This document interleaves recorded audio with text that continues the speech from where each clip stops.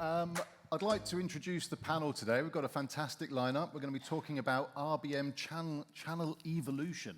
So we've had a pretty exciting year. So let me introduce the panel. So first of all, we've got Desh Bansal from Comviva. Hey, welcome. Welcome to stage. Next, we've got Inderpal Mumik from .go, CEO of .go. Cheers, thank you. We've also got Kirsten Drakaltis of Out There Media. And finally, we've got Jeevathan Mutu from Tomia. Welcome to the stage. Great, thank you. And thank you all for joining us so early in the morning. I know certainly MWC brings its fair share of parties, so it's appreciated you all coming out for this. So, well, let's get straight into it. Today, really, we're going to talk about all of the good things that have happened with RCS over the last year. I think we'd all reflect that it's been a pretty exciting year. But I'd like to start with Kirsten. I mean, you know, Out There Media are known for your, innovative campaigns using RCS. I think you've worked with some pretty impressive brands. Do you want to give us a summary of how you felt last year went? I think exactly a year ago we were showcasing things like we've done for Unilever and Netflix, but it was very much focused on the brand. So we were trying to just convert great brands to try RCS. It was not focused on any particular use case. It was just like, wow, brand, let me show you how great this is. So we managed to do that. A year later, today, I think over the last 12 months, what we've seen is two trends really coming out of this. One is to go deep, and the other one is to go wide as well. So what do I mean? Really going deep into conversational and using RCS, RBM for lead generation for incredible experiences that last sometimes 1 or even 2 minutes. I'll give you 2 examples. We've run this amazing campaign for Porsche to generate test drives, so lead generation, which was a rich campaign taking you into the various models of the Taycan electric car. That was just before Christmas. Or this super yacht campaign, Azimuth, where people could play with a yacht and see how it's inside. So really deep. That's one. And showing to those brands that you could keep the attention of the user, you could generate leads and things. And then going wide, what I mean here is volumes. And that, as an industry, we have seen coming out of India a lot, coming out of Brazil a lot, where it's really just basic and single messages. But now, finally, a year or quite a few years later,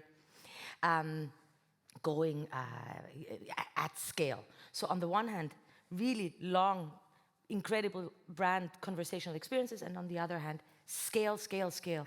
And I think the industry needs exactly both of them.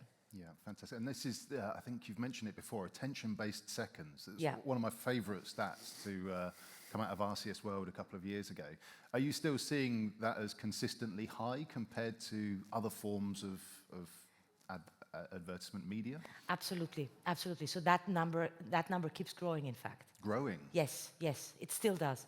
I believe we'll see that coming down in 2-3 years from now. But right now, it's so new for users and so attractive and exciting that people just continue to play with the with the bot and with the agent, and yeah. And do you see this consistently globally, or do you see some regions where perhaps consumers are more likely to engage more with the channel? Or? So I wanna say something that I'm really, I think it's actually the perfect place to say it. It's the first time I'm saying it in public. Last year, right, when we were showcasing in the PAL, we were showcasing Nigerian cases and Mexican and South African and a little bit of Germany. But then people were saying, oh, this will not work in the US. It's not going to be that great in the US and stuff like that. And we're like, well, let's wait and see. Because we knew there was, the US is new. We launched with Verizon just before Christmas. And in fact, it is the US that yields the highest open rates and read rates at this point. 80% open rates, double of the Nigerian case. And that we're particularly proud of because we were always told, oh, wait, and without iPhone, it's not going to work in the US and so on. So, long story short, quite some surprise moments here, and the consistency across markets, yeah. The Western markets and the developed markets are actually performing better than the developing, and that is something that we thought was going to be different. Places like Germany, the same. I would say, yeah, they're still consistently high, with Brilliant. US leading and Germany leading. Thank you. Again, really interesting insights. And Indipal, I'd like to move to you really. So I know .go and through Gupshup, you guys have been pushing some pretty serious volumes and delivering lots of messages. What are you seeing from, do you see a wholesale market starting to evolve? Are you seeing it all still very much brand focus? What is it you guys are seeing from .go and Gupshup point of view? Yeah, you know, we were here last year, we were here 2 years ago, and I say, what a difference 1 year has made in the RCS ecosystem. I think in this last 1 year, in perspective of scale, in perspective of use cases, brands, RCS business messaging has really emerged as a super viable second largest messaging channel that is two-way, that is rich in relationship to WhatsApp. We have seen an incredible growth in volumes and scale. Just today, we announced that last quarter, just in that 1 quarter, we handled over 1 billion, and that's billion with a big B, business messages going through our platforms. And every quarter last year, our traffic doubled. So in the first quarter, we had less than 100 million. In second quarter, we had more than 250 million. In third quarter, we had more than 500 million. And in fourth quarter, we had more than 1 billion. And I think we are on track to cross 2 billion this quarter.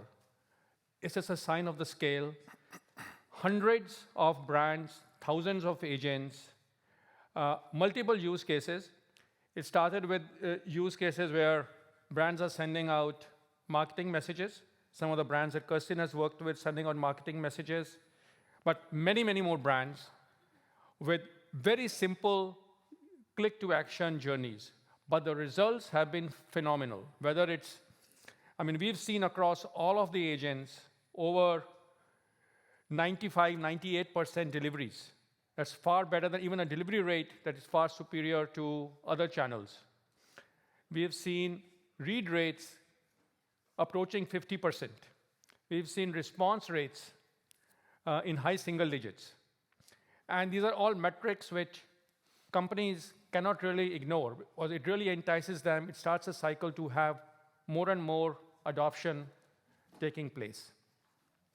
And over the last year, it's not just business messaging. RCS as a channel has captivated the consumer because Google announced 1 billion active RCS users globally at the end of last year. And this is going to grow further. Apple announced in the last quarter that they are going to support RCS. So it's caught the imagination of the population, of the businesses, of the consumers at this point. So we see a transformation taking place over the last year and just accelerating into this year as well. Fantastic. Well, it's, I mean, hitting 1 billion messages and 1 billion users as well. We're starting to see numbers now that are exciting for marketing teams, aren't we? I think it's a key difference from the hard sell that it was a few years ago. Are you finding you are pushing more on an open door when you talk to a brand now? Is it easier to talk to them about RCS, get them sending RCS, or is it still, are you still facing a, well, what's a rich card? Well, I think it's a mix. I mean, you asked, going to your first question about wholesale, we are seeing many more developers, aggregators, CPaaS providers, ISVs now interested in RCS. A lot of inbound requests coming in, which was not there a year ago. To our parent company, as well as other aggregators, our parent company is Gupshup. They sell to enterprises. They are seeing it much easier to sell to enterprises. But it's not just them. Kirsten starts selling to enterprises. I'm sure it's much easier.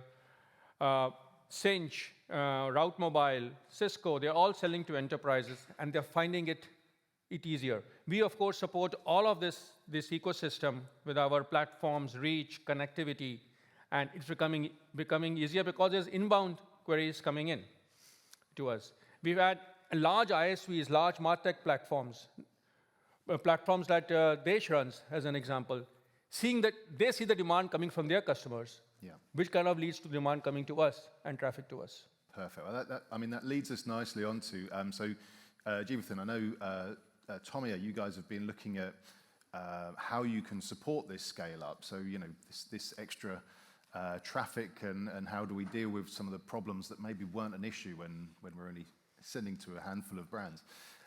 What is it you're seeing in the market? What is it that Tomia are, what problems do you see that are there that you need to solve? Right.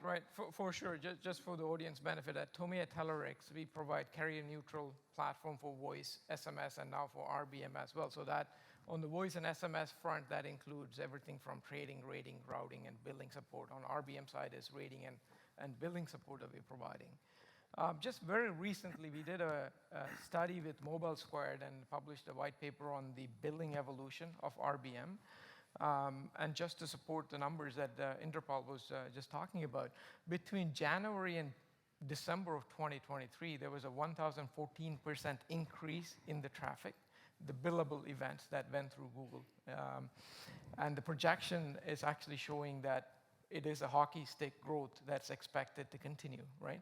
Although in the large scheme of things, when you put the overall volume of RBM beside A2P SMS, it's small, but it is continuing to grow.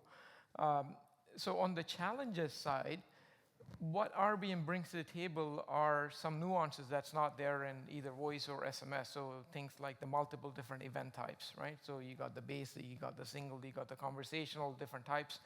So as part of our study, we went out and talked to a number of different operators in 18 different markets, 18 different countries. What we found was, given the volume is small, a lot of them are actually using manual processes for billing today. And also, they won't have the flexibility to offer different price ranges based on volume. Like, for example, if you're selling to BMW at a particular rate, right now, most of the billing platforms offer only a single, say, 3 cents a message or 4 cents a conversation, but a flat rate doesn't vary based on the volume. So because of that lack of functionality in majority of the billing platforms today, people are stuck, and the lower volume rates allow them to do it manually. So I think both has to work hand in hand. For operators to scale up, you need to have billing platforms that are able to support the various different options that are already available on SMS and be able to support here. And then on the MNO side, you need to have a platform that can automate your reconciliation process.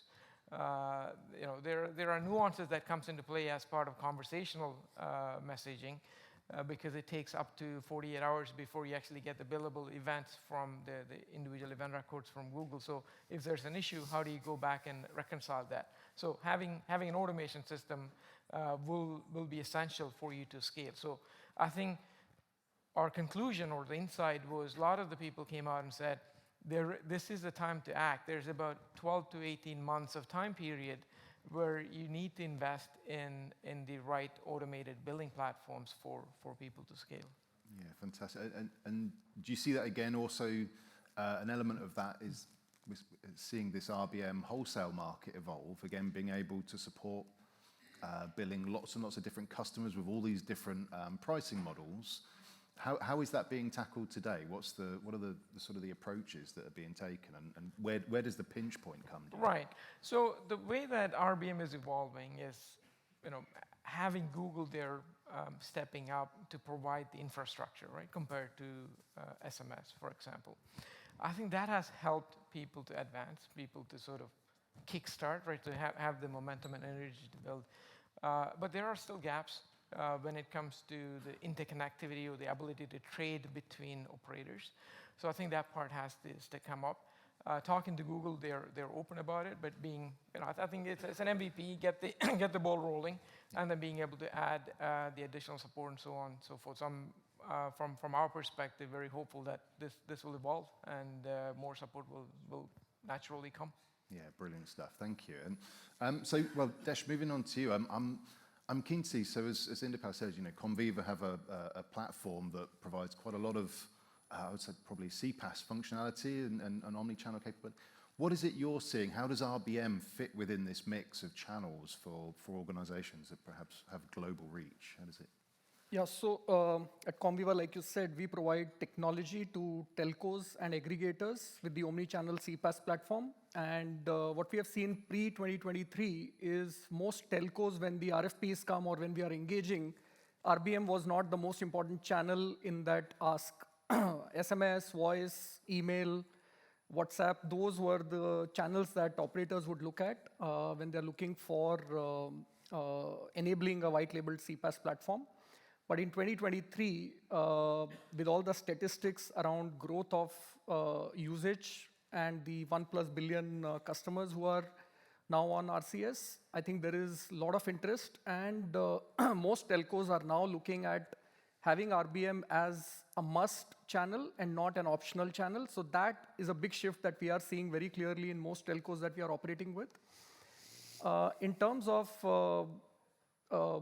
also going from POC mode, where a lot of brands were doing POCs around RBM, now it is becoming mainstream in most markets that we are seeing. Plus, because RBM also offers a lot of, at this point, it's at least comparable or cheaper rates in some cases. So a lot of people are looking at RBM as a first choice channel and then fall back to SMS rather than the other way around. So that is also something that we have seen in few markets. So it's an interesting shift that we have seen in 2023, and I think in 2024 we'll see a lot more telcos who are enabling RBM as a key channel in the omni-channel CPaaS. So are you seeing operators in that scenario essentially selling direct to brands, or is it CPaaS platforms that enable the sort of the So it's a combination. I think our main goal with our platform is for telcos directly to sell to enterprise. That's our goal with which we work with the telcos. But they have limitations, so it's a mix of them working with aggregators who can bring the enterprises and also direct. So it's a combination that they ultimately do. And we also partner with .go on our, so we do CVM platforms for internal marketing of telco. And for that, there are many operators where .go is already present. So we partner with them to actually run CVM churn control and offering next best offers to the customers on RBM channel, which were mostly run on SMS and USSD channels in the past. So that's another big shift that we are seeing, where telcos are interested to run their own CVM on RBM. Yeah, fantastic. Well, I mean, we're hearing this all the good news here, right? So, excuse me. I think we have heard some stories though of perhaps RBM being misused last year. We heard a bit about A to B bypass. Indepo, can you tell us a little bit about perhaps some of the challenges we've seen with the channel and perhaps how we're tackling them at the moment as an industry? So one of the concerns in the industry, and there actually have been examples, is that people can send business messages through a P2P channel. And just like you have SIM farms in the case of SMS, and you can use SIM farms to do A2P SMS, and it can be done very cheaply because P2P SMS is very cheap in most regions. Sometimes it's even free. Similarly, you can set up SIM farms and masquerade A2P messages coming over P2P channel. And that is very tough for telcos to control because those messages don't even go through any of the telco infrastructure. They go directly over the Google Jibe RCS platform. So for that, Google is taking action.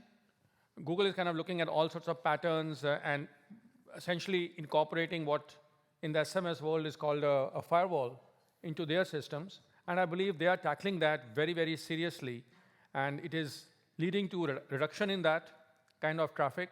I'm sure there'll be people finding ways to bypass the various Google controls, and it will be a cat and mouse game with Google as they try to control that, because it's certainly a serious concern in the industry that Google is going to attack.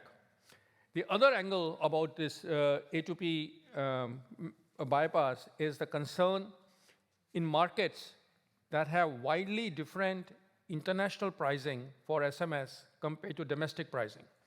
Because there are several markets, whether it's India, Indonesia, Nigeria, South Africa, where an international message costs 5 cents, 10 cents, while a domestic message costs a fraction of a cent. And there's a concern that brands, large brands, can send an SMS kind of a message, an authentication message, through a domestic pricing route. And that's a major concern as well. And that's in fact where .go provides some of its solutions to telcos to avoid that and prevent that from happening.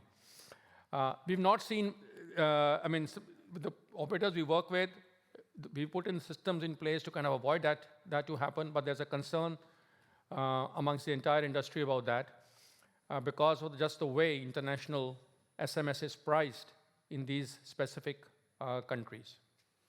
I think, you've touched there on something that I've heard elsewhere in the industry, which is we're actually seeing, perhaps for certain regions where I think you mentioned guest cloud, RBM is essentially a free service.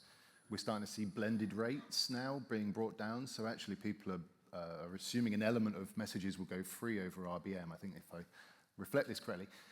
Is this it feels like a problem. It feels like we're creating a bit of a race to the bottom there already if that happens. How do we tackle that as an industry?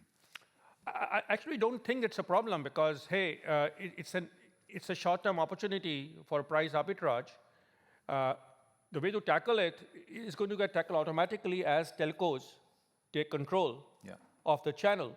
And in fact, it's a motivation to telcos to start offering RCS officially because that opportunity exists only as long as the telcos are not offering RCS on their own. So we will see this, and this is a phenomenal opportunity for several developers, brands. It's another use case that probably will be there for another year, 2 years, and will jumpstart, and is part of jumpstarting the traffic for RCS.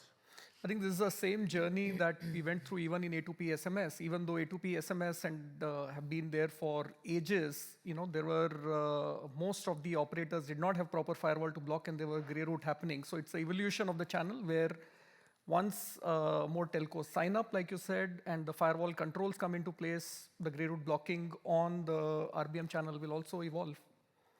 Fantastic. Kirsten, I wanted to come back to you. I've got a series of quick-fire questions here, but feel free to take as long as you want on it. But what's like the number one case study for you, and what do you think are going to be the key case studies next year? What stands out? There are two things that stand out. First of all, the number one case study is this Porsche case. Yep. It combines automotive with really a high-end brand. Right, so that shows RCS is not only for mass, and so it really covers everything from, as we say, from nappies to luxury cars or super yachts. That Porsche case showed how you combine beautiful design and functionality. We use carousels, we used videos with call to actions that generate test drives or leads. So a combination of that super brand. We tested that it was not a test, it was a proper campaign in Greece, and we're now taking that global with Porsche. So that's a super case. The other thing that I would like to say though, and that's when magic happens and when things really start to become mainstream, we all know here that Unilever was one of the first brands in the world to jump on that. It was first presented at the MEF RCS World in Dublin in 2022. And we had late last year, driven by Tim Green, we had a beautiful interview with the agency of Unilever and Unilever, PhD, and they basically said, wow, we've now done it in various parts of the world. It really yields superior results, and we're going to shift, and that's kind of, everybody knows that. Our dream is to shift 20% of digital media budgets to RBM by 2028. So Unilever and PhD officially said on file, Tim Green has it all in his, in his interview, that they are going to shift significant budgets, and when Unilever says significant, it is significant, towards RBM, and also, looking at better targeting because they see better results due to great targeting they can do in RBM. So those are the two game changers of the last 12 months. Super brands, and then mass with the biggest advertiser in the world, and that's Unilever, who wants to invest more.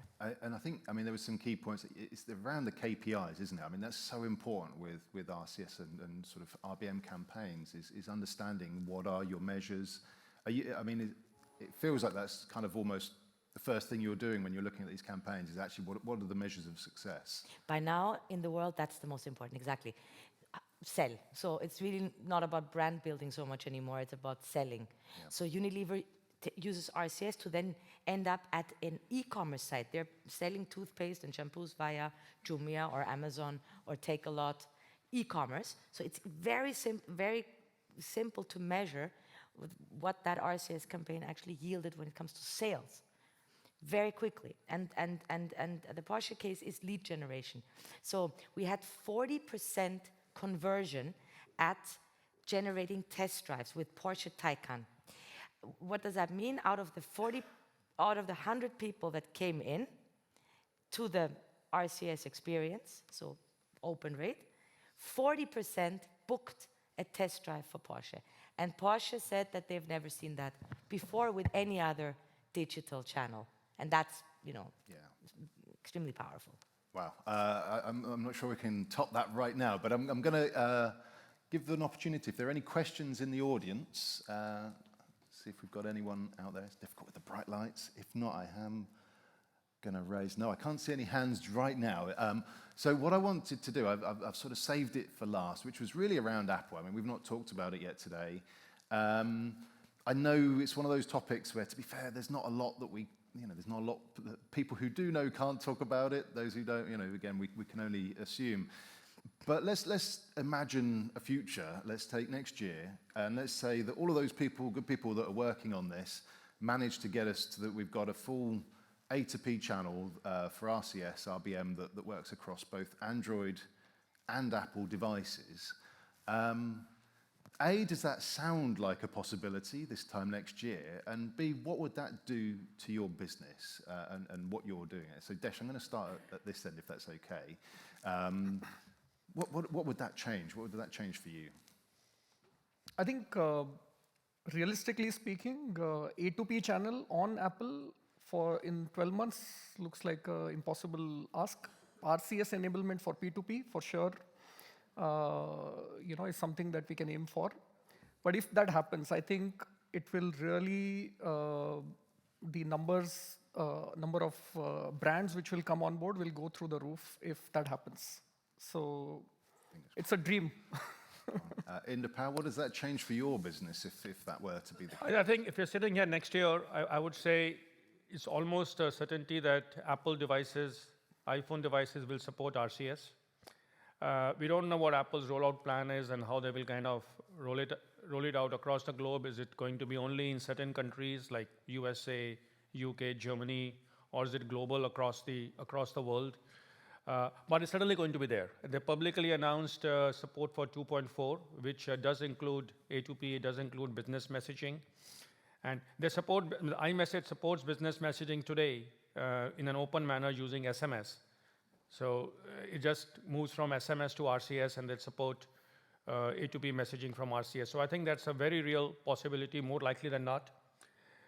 We are already seeing the impact of this in the RCS business. There's a change in the entire thinking of brands. Everywhere I go to, whether it's talking to a developer or an ISV or to a brand, they are getting questions from their CEOs. Well, Apple has been launching RCS. What does this mean? Explain to us. When does it come into play? So the demand next year, instead of talking about 1 billion users in December 23, we'll be talking about 2.5 to 3 billion users in December 24. There's going to be demand coming from the Western world which are the iPhone markets. Demand is already going to grow in the emerging markets of India, Brazil, Mexico, Indonesia, Nigeria, South Africa. So it's going to be a total transformation next year. Instead of talking about 1 billion messages a month, we should be talking about 10, 15 billion messages. So another 10x growth there if all this Apple developments continues as is being forecast. Well, exciting times. Kirsten, go on then. For Out There Media, if you have access to to iOS users as well, does that change what you do, or is it actually, will you still be doing the same thing, just more people? Yeah, I would say it takes us 3 steps closer to that target of 20% of digital media spend going to RBM. And if we're looking at those numbers here, 3 billion users, then we're already double the size of Facebook, right, as an industry. And that makes RCS, I guess, the single biggest medium, digital medium to be used for A2P in the world. Exciting. Jonathan, go on. So since you're running out of time, I'll keep my message short. As part of our Mobile Squared research and white paper, we actually captured the projection of Apple coming on board, what those numbers would look like. So if anyone is interested, you can go to either Mobile Squared website or ours, which is tomiaglobal.com, and download the white paper. I think at the end of the day, we need to make sure RBM belongs in the hands of the mobile operators, and that's what we are here to support. So I think we need to make sure there's proper standardization, and we keep the channel active and moving forward. Awesome. Right, thank you very much. We are out of time, so thank you, Desh, thank you, Inderpal, thank you, Kirsten, thank you, Jeevathan, and thank you, everyone, for being here and listening today. Much appreciated. Cheers. Thank you.